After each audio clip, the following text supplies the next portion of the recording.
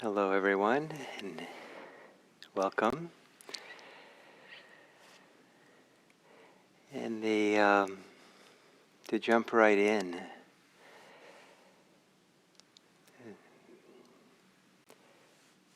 there is a significant, very important teaching that the Buddha gave to a monk named Kaccayana Gota, and in this, I'm going to paraphrase or exemplify the teachings rather than to say them in relationship to support this meditation today. So the inhale, when we breathe in, when it begins, we cannot say that the inhale doesn't exist. But when the inhale finishes and we begin exhaling, we cannot say that the inhale exists anymore. And certainly we can't say that it exists continuously, non-stop. That's it. It's a solid, static phenomena. Rather, it's something that comes and goes. It exists as a process. It exists as in terms of breathing, it exists in terms of a few moments, the inhale. And if we see the inhale as something we cannot say, so in a sense we can't say that it neither exists nor doesn't exist in a static, ongoing, non-stop kind of process. It exists as a process that's temporary. It exists as it's going through its motions. And the reason why this kind of teaching is emphasized, and in this teaching to Kaccayana Gota, it's said kind of more universally, more generally, but that if we see that the breathing comes and goes, the inhale comes and goes, it doesn't make any sense to grab a hold of it, to get attached to it. Because if we grab it, get attached to it, soon enough it disappears. But if we get upset about it disappearing, it only reappears a few moments later. And so in relationship to breathing, we learn to trust the process. We learn not to be attached to it, not to hold on to it. We also learn not to resist it. And as meditation deepens, there becomes a deeper and deeper trust in the natural process of the body, just breathing by itself. Breathing breathes itself. So the same thing is true of the exhale. When it begins, we can't say it doesn't exist. When it passes, when it ends, we can't say now it exists. It exists as a phenomenon that appears and disappears, comes and goes. So by emphasizing this with breathing, maybe you can appreciate one of the many reasons why mindfulness of breathing is useful. Here it's because as we get centered and focused on breathing, it's possible to kind of, maybe it's not the best word, but savor or have an intimacy with that aspect of each inhale and exhale, which is how it begins, it appears, and it disappears. And in that appearing and disappearing, there's an opportunity for a spaciousness, for an allowing, for a non-clinging, for a trusting of letting it appear and letting it disappear. And one way to trust it is to not then get caught in thoughts about it, ideas and wishes and hopes around breathing. Because those thoughts also have the nature of appearing and disappearing. And thoughts are kind of fickle that way. even though some of them might predominate. And as we center ourselves in the breathing and seeing the coming and going of it, we might then also, with time, also begin appreciating how a lot of things come and go, and things that we thought were kind of, this is the way things are, it turns out to be related to thoughts that think that. But those thoughts themselves come and go. So, assuming a meditation posture, and gently closing your eyes, and with your eyes closed, to appreciate your body, your mind, your heart. Appreciate that you are taking this time for an intimacy, for a caring and protection and support that's provided with meditation.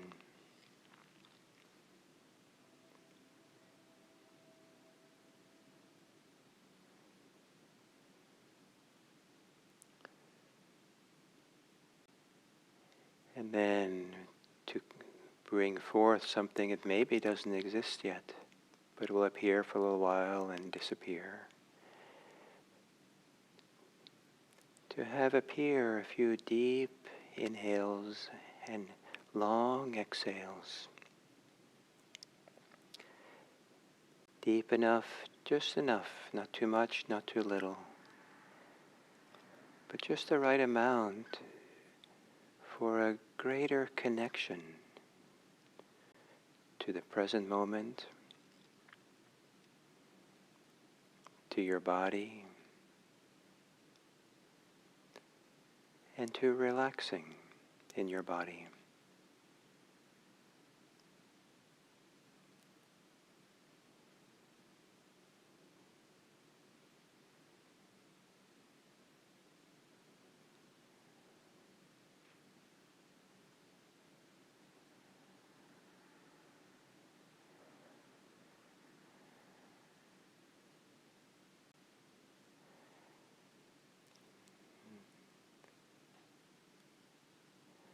Letting your breathing return to normal.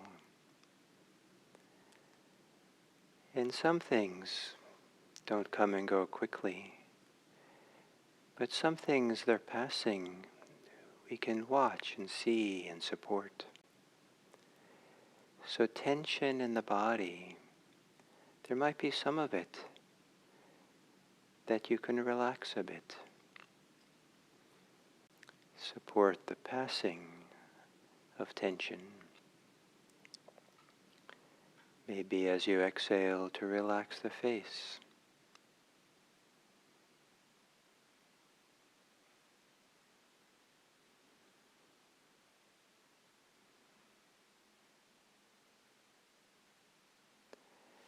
Maybe as you exhale, to relax the shoulders.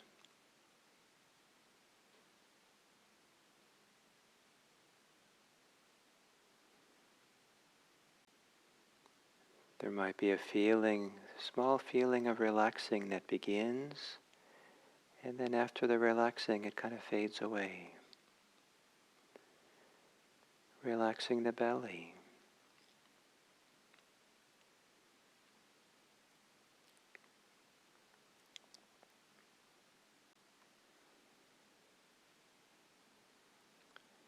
Relaxing the arms and hands.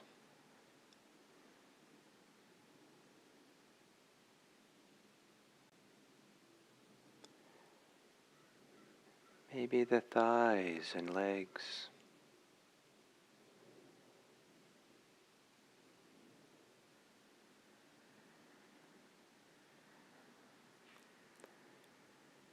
And relaxing the thinking mind.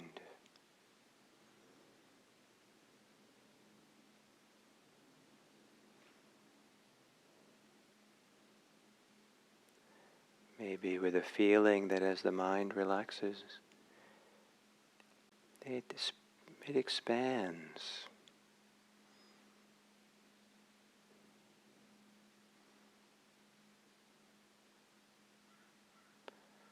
Or spreads out quietly in the kind of way that waves in the ocean might settle and spread out to create a flat surface.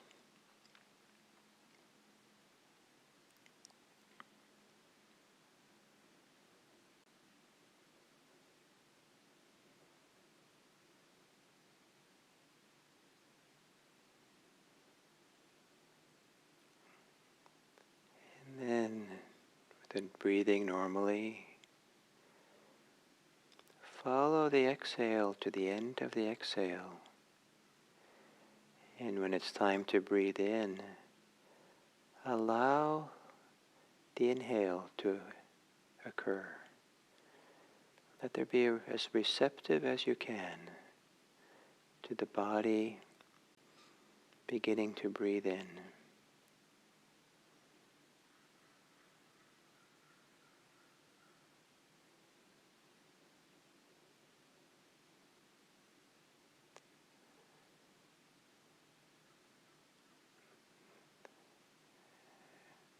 Receptive to the full inhale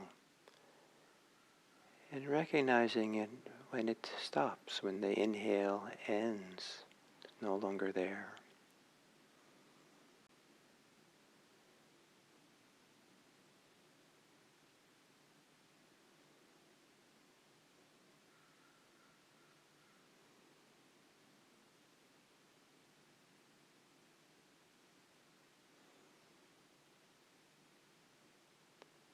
The inhale appears and disappears.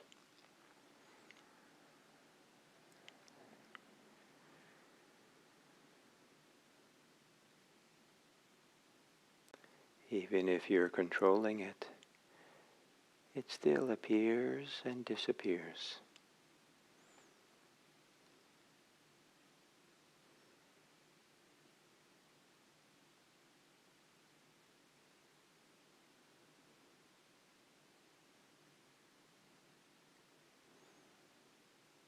In some ways exists, and then it doesn't exist.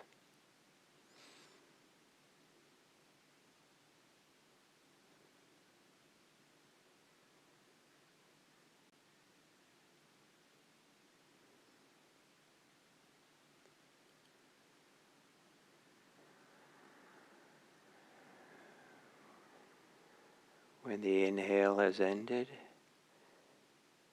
allow the exhale. Allow it to begin.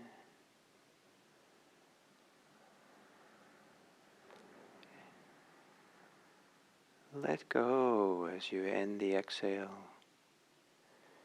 to allow it to finish.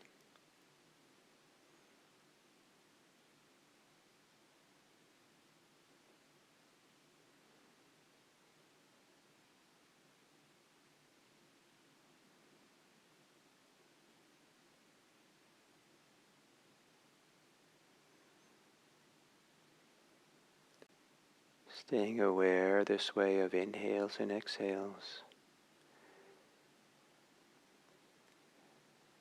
keeps you connected to the fullness of breathing, the full experience of the body breathing, sensations appearing and disappearing.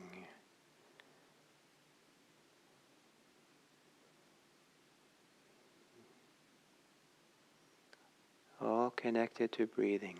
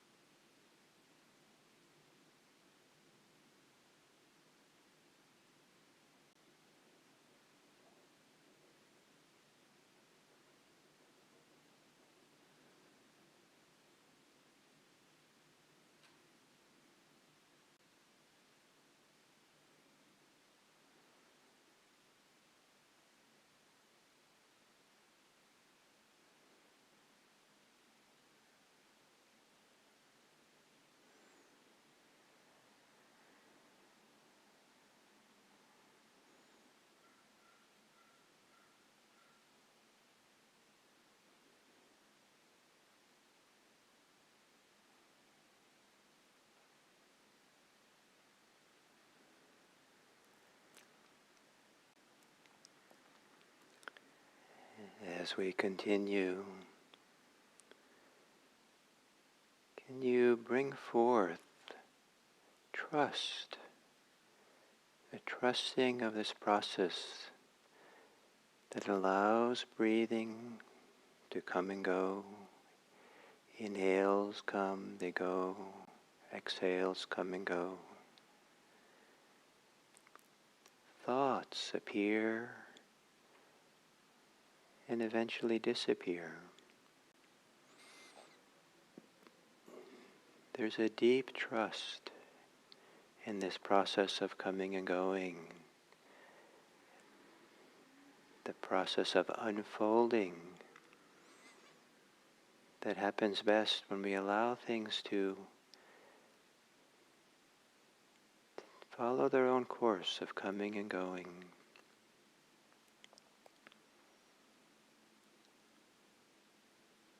Trusting the awareness that makes room for all things to come and go.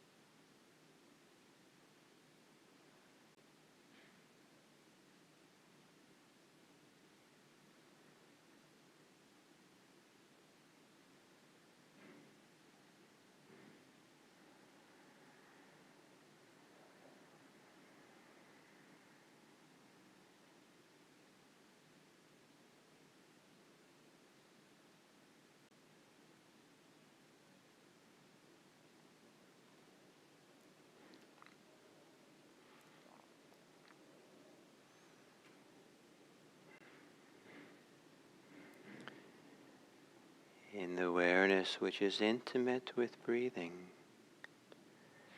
trusting the coming and going, inhales and exhales. In that awareness, in that way of being, can you recognize a freedom from clinging, freedom from resistance, a kind of freedom of letting it all unfold on its own, getting out of the way? Is there any even hint, small sense of that freedom?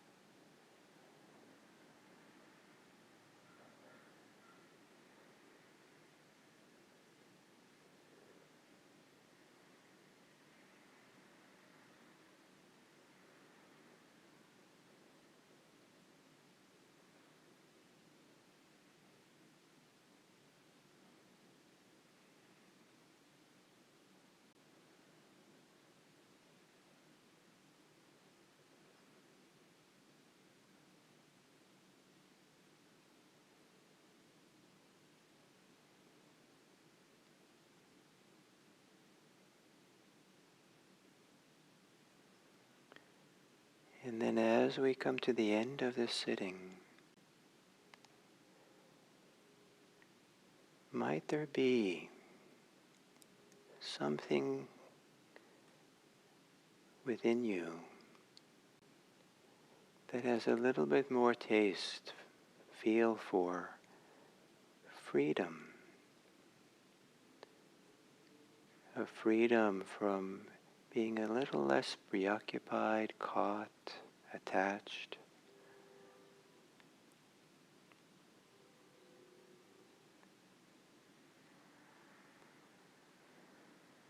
And if there is something that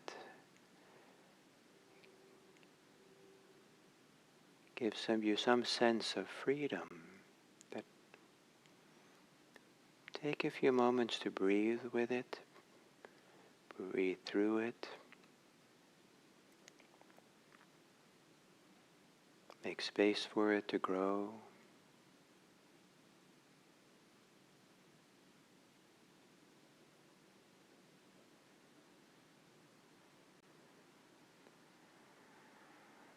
And then to allow that whatever sense of freedom there is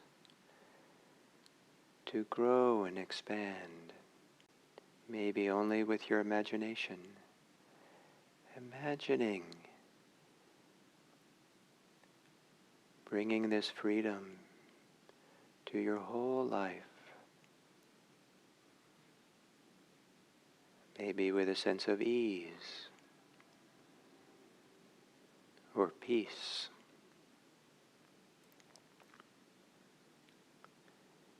And that you can bring this with you to your contact with other people. Imagine that that is so.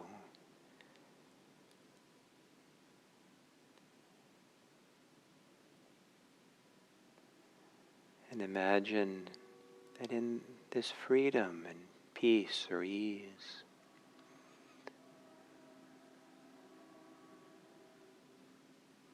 there is space for your goodwill, for your kindness,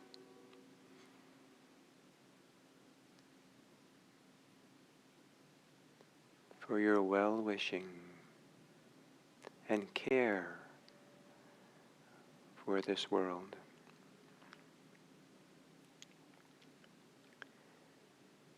May this practice that we do be for the welfare and happiness of others. May all beings be happy. May all beings be safe. May all beings be peaceful. May all beings be free.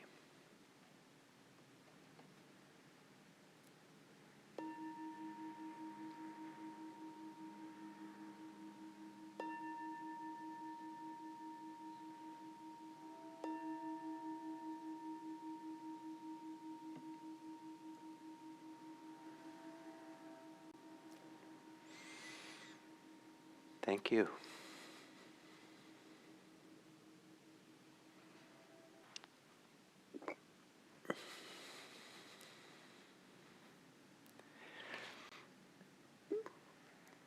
So as an introduction for the last talk on what is the Dharma, I want to say that there's a long history of Buddhists down through the centuries in different countries having a celebratory attitude towards the Dharma. Sometimes when you spend a lot of time with the Buddhist monastics, you don't get quite the sense of celebration because they're kind of required to have a decorum of being calm, quiet, and not so expressive. And but in fact, many Buddhists will celebrate and sing and chant and have a quite historically quite a wonderful, rich celebratory feeling about the Dharma. They feel so fortunate, so lucky. It's so wonderful. The word Dharma represents something huge for them. The Buddhist teacher, very famous, kind of somewhat naturalistic teacher in Thailand, Ajahn Buddhadasa. Great intellectual. He kind of reformed much of Thai Buddhism from much of its superstitious background in the earlier times. And he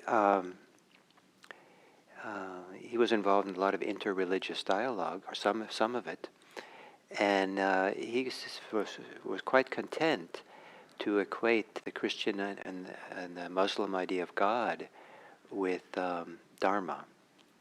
So exactly what he meant by that and how it worked, but it kind of has the same place. That this word Dharma, this concept, this reality of Dharma, has this huge place in the life of Buddhists that they celebrate and they're delighted for and inspired for, and they go to it for protection. It's something that protects them and that keeps them safe. So it's a powerful and wonderful topic, and I think that as a Dharma practice, Buddhist practice deepens and fills out and grows, that there can be a wonderful sense of that there is this kind of support, protection, there is this kind of inspiration, this growth, this tremendous value that comes from the Dharma that almost treats it as something that is has its own existence. However, the Dharma that we're talking about is inseparable for the people who practice the Dharma. The Dharma is something which kind of exists within us as a natural process, as something natural and that's available if we make room for it, if we allow for it, if we practice. And it's a little bit like someone who lives a very stressful life, very busy, always running and doing and all that, and their health suffers dramatically, and the doctors say, you have to, you're not going to live much longer unless you change. And the person, sure enough, changes radically. Maybe they retire, they go on a long vacation, they slow down, they meditate, they go on retreats, and mostly they stop doing. And in that not doing, there's a whole settling and opening and healing process that can unfold that is mostly not because they did the healing, but that's a natural process by which so much of the de-stressing brings with it, allows there's the movement towards health that the body can, to some degree, in some ways, allow for. And even if it's not physical health, there are people for whom there's been, who feel like they were healed while they were dying, which some people that's counterintuitive or kind of doesn't quite work. They weren't cured, but there was a deep psychological, spiritual healing that happened in the process of dying that also didn't necessarily seem to be their own doing, but it was available here in this letting go, this opening up, this allowing something to unfold and flower and come to fruit.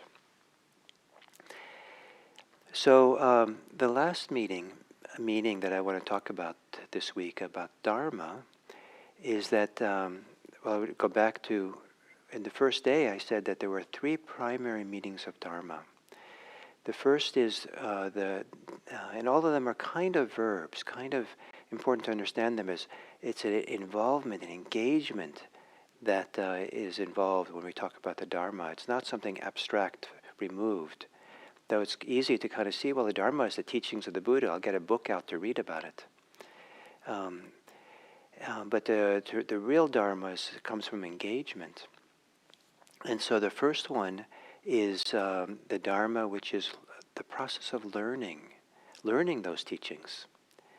And not just learning them, memorizing them, but engaging them and arguing with them and exploring them and discovering how they work for ourselves. The second is, meaning for Dharma, is the practice that we do, the Dharma practice. And in some ways, that probably is the most important. I put a tremendous value in the practice, love it.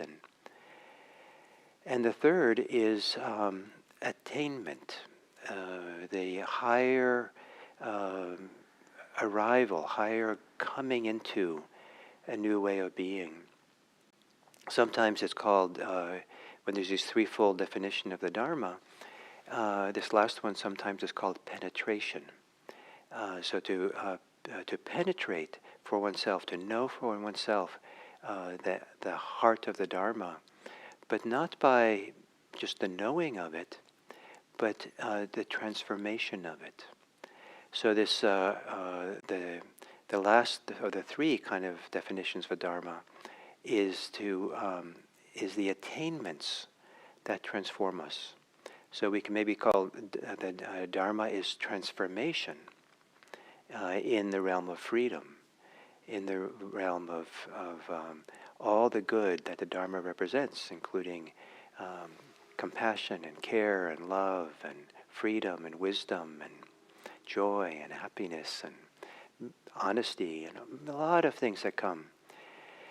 And so this attainment, this last, what Dharma is, that itself is sometimes divided into three categories. And that is that it's called this wonderful terms, the first two, fruit, path and fruit. There's the path of we practice, and it puts us on a path. The Dharma is onward leading. There's a road, there's a conveyor belt, there's a stream that we enter into. And so this entering into this stream, entering into this path, is a phenomenal and wonderful thing. It usually doesn't happen in an instant, but usually people who practice, after some point it dawns on them, wait a minute, there's something happening, growing, developing, unfolding here that's supporting me. I'm really in the stream. I'm in this current. I'm on the conveyor belt. There's not really any getting off it anymore. This is a powerful momentum for health and freedom. So that's the path. And when we kind of enter into it, and then there's the path comes to fruition. It's called fruit. And this is also a beautiful kind of organic metaphor that of something which naturally grows and ripens. At first, in the tree, there's not even the leaves after the winter. And first the leaves grow, and then the flowers appear, and then the flowers get pollinated, and that the fruit begins to grow slowly, and then by the end of the season, the fruit is ripe. And a wonderful example of fruit here, fruition of practice, is that if you leave the fruit alone, like an apple alone on the tree, at some point the connection of the stem of the apple to the branch falls apart, and the apple falls. And so the same way that at some point in this practice we ripen, and the most natural process of it all is that when the ripening is full, which we can't know when exactly it is, that something releases, something lets go in a deep, full, complete way. And you don't put the apple back up on the tree, put tape on and try to get it to be attached to the tree again. It's kind of irreversible, that process, once it falls off. So fruition is something that's irreversible change, transformation. And that the third is nirvana, nibbana. And this is the experience, the knowing of the absence of clinging. It's the release, and knowing that release, knowing that freedom of of no longer clinging, resisting, craving, wanting, holding on tight to ideas, to anything, and that idea of path, fruit, and release, freedom, is available in hints, in small ways, from the very beginning of a person's practice. At some point as we practice, it's really helpful to get a feel or a sense, intuition, for the momentum, for what's opening up, that, oh, something's opening here. Feel a sense of it comes to a fruition, there's a fullness, there's a possibility of really being free here. And then there is a feeling, the sense that of what that freedom, that release is like. And these can be found just right there in mindfulness of breathing. To really trust the coming and going, the arising and passing of the inhales, of the exhales, as I pointed to in the meditation just now, that there can be little hints that, oh, this is what it's about. Here it is, it's unfolding. From the beginning to the end of the meditation, something unfolded. I was in the stream. I was in this onward leading nature. I'm more settled, more open. A little bit more sense of being released and not caught. Take these into account. Know these. Appreciate these so they can grow. And when it doesn't go in some nice linear fashion that way, sometimes when we practice the conveyor belt of practice brings us to places in our lives that we have to of difficulty, where we encounter the unresolved issues of our life, and then we can maybe appreciate that. Oh, I don't want to look at this. I don't want to deal with this. This is painful, but the Dharma knows best. The Dharma knows it's time for me to be able to practice with this too. So it's going to be a little bit more difficult now, or quite a bit more difficult now for a while, but this is good. That in the context of doing this practice, this has arose, and now I get to face this and work with this. And so this gives adds to the freedom that we can live with. The freedom of being willing to be with the difficulties of our life, to practice with those as well. And if our freedom we're finding in this practice doesn't include a certain kind of freedom and a willingness to practice also with our difficulties, then I think this Dharma doesn't have a chance to grow into its fullness. Then it's not really a real thing that has to do with our life. So Dharma. Dharma is the foundation for, and this hopefully this understanding that I offered this week, will offer a foundation for what we'll do in the upcoming months here and on these morning teachings here. So thank you very much, and next week, Monday and Tuesday, I'll be at the retreat center, and so I'll be broadcasting from there. And so you'll see a little bit different, or quite a different location, and probably I'll sit with Patachara, the statue of the nun Patachara that we used to have for a while here early in the pandemic, but now it's down at IRC. So thank you, and I look forward to Monday.